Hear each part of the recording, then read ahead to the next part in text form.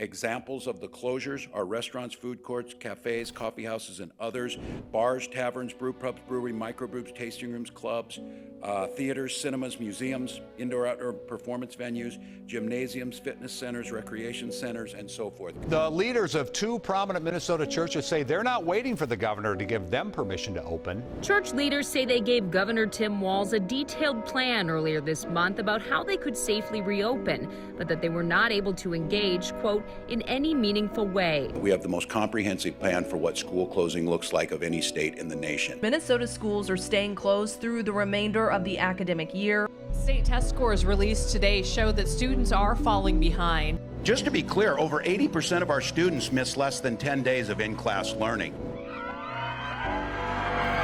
I'm not going to feign sadness. I will not shed a tear over the loss of a statue. We were in the midst of COVID. We had hungry children. Federal prosecutors in Minneapolis today charged 47 people in what they call the largest COVID fraud case in the country. The children who they said they were feeding didn't exist. And they took that voice where they should, through the streets, and they peacefully exercised their First Amendment rights and expressed their rage in a way that said this must not stand. The 3rd precinct has been compromised. Get a citywide tone right now in our loss of the 3rd precinct.